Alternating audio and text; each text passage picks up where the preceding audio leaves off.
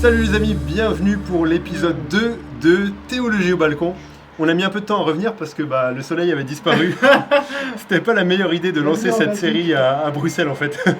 Donc peut-être qu'on devrait déménager dans le sud pour faire Théologie au balcon sur le long terme. Mais le soleil est revenu, épisode 2, Théologie au balcon. Noah, explique-nous c'est quoi déjà le concept et lance-nous pour la suite. Ouais. Donc justement, on veut juste avoir un petit temps très informel où on parle des questions de la vie courante. Et justement, j'aimerais bien parler un peu de la vie courante, justement, dans Covid-19. Et je pense que c'est intéressant, en fait, on voit beaucoup de changements qui ont été amenés par cette pandémie dans le monde. Et j'aimerais juste peut-être demander à toi, Benjamin, qu'est-ce que tu penses, qu'est-ce que tu vois sont peut-être des mauvais et des bons côtés, et des mauvaises et des bonnes choses qui sont arrivées à cause ou à travers cette pandémie. Peut-être commençons par les mauvaises choses. Ouais. Déjà, assez évident, mais la pandémie en elle-même, c'est quelque chose de mauvais et de triste, qui a juste bouleversé le monde en quelques semaines, quelques mois. Juste le nombre de morts qu'il y a, les personnes qui sont atteintes par ça, non seulement les personnes qui sont atteintes directement par le virus, les proches de cette personne, les personnes qui doivent travailler davantage dans cette période en raison du travail dans le domaine médical, etc. Juste toutes ces choses-là, ça montre que on est triste de ça, c'est une mauvaise chose dont on ne se réjouit pas en tant que chrétien. Et on veut prier pour que cette crise cesse, on veut prier pour les gens qui sont impliqués là-dedans, on veut prendre ça vraiment au sérieux. Donc ça, c'est la première chose assez évidente. Une autre chose, je pense, mauvaise qu'on a vue, dans le sens, c'est que ça a mis en lumière la réalité du cœur humain. Juste en voyant ce qui s'est passé dans certains supermarchés, en voyant certaines vidéos, ça a juste montré combien l'être humain est égoïste, combien l'être humain ne pense qu'à lui-même, combien l'être humain est corrompu. Et de voir que oui, il y a eu des très bonnes choses qui sont des actes de solidarité, etc. C'est excellent, c'est magnifique, mais aussi des actes profondément égoïstes de la part de certaines personnes. Et donc je pense que c'est une des choses, en un sens, ça a juste ouvert un aperçu sur la réalité du cœur humain. Et c'est quelque chose que la Bible nous enseigne, que tous sont péchés, sont privés de la gloire de Dieu, qu'on est tous pécheurs, qu'on est tous corrompus dans nous-mêmes. Et justement, maintenant, passons aux bonnes choses, les bons côtés de cette virus. Ouais, dans les bonnes choses que ça a apporté, je pense, on reconnaît que c'est un mal, on reconnaît que c'est une souffrance, on n'est pas en train de dire que cette crise est bonne en elle-même, mais ça nous a aidé à réaliser combien on contrôle peu de choses. J'ai déjà dit plusieurs fois, et je répète ça assez souvent parce que ça m'a marqué ces dernières semaines, mais c'était vraiment un rappel fort de dire mais Dieu est souverain, Dieu est au contrôle. Et nous qui pensons maîtriser nos agendas, nous qui pensons maîtriser nos vies, nos projets, etc., du jour au lendemain, on s'est retrouvés en quarantaine chez nous, bloqués, confinés, sans pouvoir planifier, sans pouvoir faire certaines choses. Et on a réalisé la fragilité de notre vie, on a réalisé qu'on est peu de choses, on a réalisé qu'il y a certaines choses qui n'ont pas tant de valeur qu'on pensait qu'elles avaient. On a réalisé que l'essentiel qu'on avait besoin pour vivre, c'était pas tout ce qu'on pensait. Et donc je pense que ça a juste un rappel grand de qui Dieu est, que Dieu est souverain, que Dieu est contrôle, que Dieu n'est pas dépassé par la situation, et un rappel de qui nous sommes, fragiles, pas indépendants, et pas capables de renverser cette situation. Un petit virus qui bouleverse le monde, on n'est pas capable de l'éradiquer juste en un claquement de doigts. Donc ça c'est une des bonnes choses. Et une autre peut-être que je mettrai en avant, peut-être qui surprend un peu plus, mais c'est que ça a mis à mal de la bonne manière le soi-disant évangile de prospérité. C'est-à-dire l'évangile de prospérité, le faux évangile qui dit que si tu crois en Jésus, tu vas être riche, que si tu crois en Jésus, tu n'auras plus aucune maladie, si tu crois en Jésus, tu n'auras plus de souffrance. C'est totalement contraire à ce que la Bible nous enseigne. On peut garder ça pour une autre fois, ou si ça vous intéresse, on peut faire une vidéo spéciale là-dessus, donc dites-le en commentaire. Mais ces soi-disant prédicateurs du soi-disant évangile de prospérité sont restés impuissants face à ça, qui prétendaient guérir sans problème, qui prétendaient faire toutes sortes de choses, etc. Ils sont juste retrouvés confinés chez eux, impuissants face à cette crise mondiale, et ça a bien montré que leur théologie ne fonctionne pas. C'est juste tellement triste et frustrant de voir un Kenneth Copeland souffler sur le coronavirus pour apporter un jugement de Dieu, mais c'est juste tellement opposé à ce que la Bible enseigne. Et donc si ça a permis à montrer la fragilité de cette théologie qui n'est pas basée sur la Bible, c'est une bonne chose. Et même de manière plus large, et je m'arrête avec là pour pas que ça soit trop long cette vidéo Théologie au balcon, mais ça ça a montré ce que l'on croit vraiment. C'est que quand on souffre, quand on est un peu mis à l'épreuve, quand on est secoué, que l'on voit ce qu'on croit vraiment. Et que l'on voit si ce que l'on croit à propos de Dieu tient la route. C'est comme un arbre qu'on secoue, il n'y a que les bons fruits qui vont rester. Dans un sens où si on secouait cet arbre et qu'il n'y a que les bonnes choses qui restent, et ben, ça a montré, est-ce qu'on a une vision de Dieu qui tient la route dans la souffrance?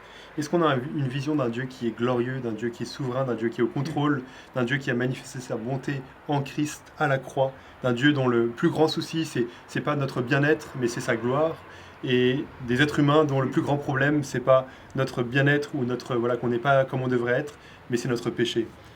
Et donc de mettre en lumière la vérité, la beauté, la gloire de l'Évangile. Donc c'est une leçon pour nous de se dire, mais en fait, je veux m'enraciner dans cette vérité-là, d'un Dieu glorieux, d'un Dieu que la Bible révèle. Et si le coronavirus, cette pandémie nous permet de faire ça, merci Seigneur. Là encore, on reconnaît que c'est un mal, c'est pas un bien en soi-même, mais comme c'est le cas dans plein d'autres endroits dans l'Écriture et dans l'histoire, Dieu pense le mal en bien pour sa gloire, et c'est une bonne chose. Wow, merci. En fait, vraiment, je suis trop d'accord avec ça, avec toi. La seule chose juste que je trouve, c'est un peu dommage qu'il a fallu toute une pandémie pour arriver à ça, tu vois, surtout pour l'évangile de prospérité. Je ne sais pas si vous avez vu justement tous les vidéos dont il parlait, Kenneth Copeland et tout. On ne se rendait même pas compte avant. Peut-être quelques-uns, oui, mais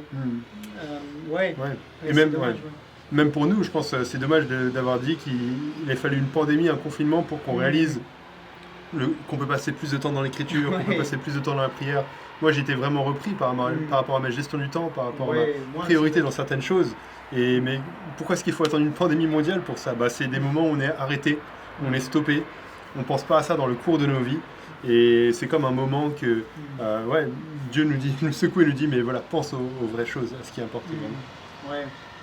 Non, justement, et vraiment, je vous encourage justement de vous abonner à la chaîne. Je ne vais pas payer. Hein. Non, mais vraiment, parce que ça, c'est une chose aussi, une autre très bonne chose, comme toi tu disais, Benjamin, et j'aime ça, que tu vis vraiment cette conviction-là,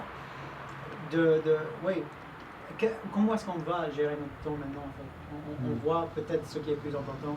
Et toi, justement, tu as installé une chaîne YouTube et ta chambre maintenant, c'est juste une studio ça, vous savez pas, tourner des vidéos et tout. Behind the scene.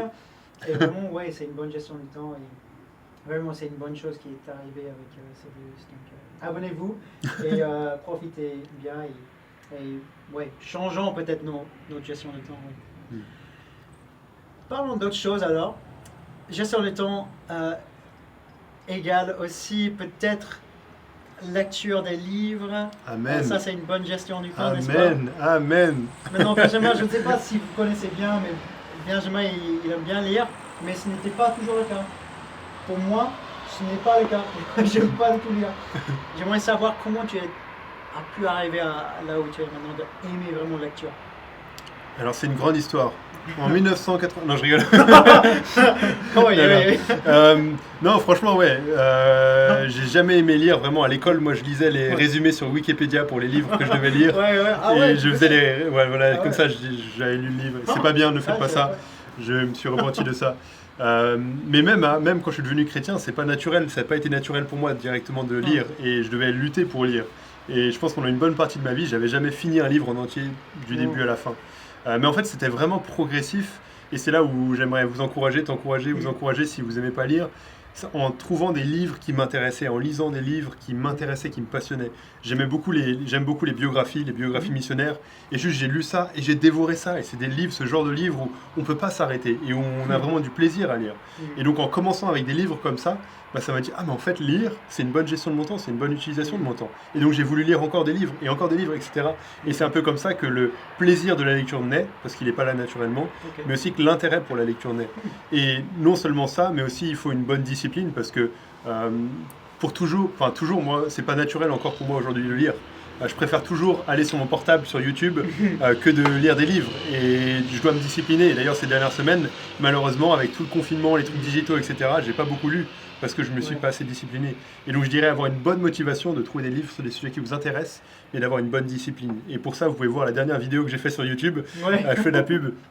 On met une petite fiche ici, je sais pas où c'est dans le truc. Voilà, ici, je pense un truc par là. Je mets une petite fiche comme ça, vous pouvez la voir, où je donne 3 conseils simples de lecture. Et de mettre ça en pratique, bah, ça peut aider pour arriver à trouver un rythme de lecture. Merci. Et tu as justement un deuxième livre qui va sortir. Comme, honnêtement, moi j'aime pas lire, mais j'ai tellement hâte de lire ce livre. Je vous dis ça honnêtement. Et dis-nous peut-être, est-ce que tu as plus de nouvelles de quand ça va sortir ou quoi? J'attends ça depuis longtemps, mec. J'avais pas demandé à Noah de parler de ça et je l'ai pas forcé à faire de la pub. J'attends tellement. Mais ouais, un livre qui s'appelle Soif de plus. Je dis pas beaucoup plus pour le moment, mais ça sort fin juin. Donc il devait sortir fin mai, ça a été reporté avec le confinement. Fin juin, un deuxième livre que j'ai écrit pour nous montrer comment la théologie impacte notre vie en tant que jeunes.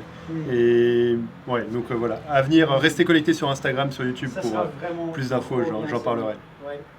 Bon, bah alors ça c'est la fin. Théologie au balcon, épisode 2. Merci Noah. Merci les amis, mettez vos retours en commentaire. Vous pouvez me suivre sur YouTube. On a facile pub pour moi, je pense que c'est bon. Mais restez accrochés à la parole, c'est ça le plus important, à la grandeur de qui Jésus est. Et on se retrouve très bientôt pour d'autres vidéos.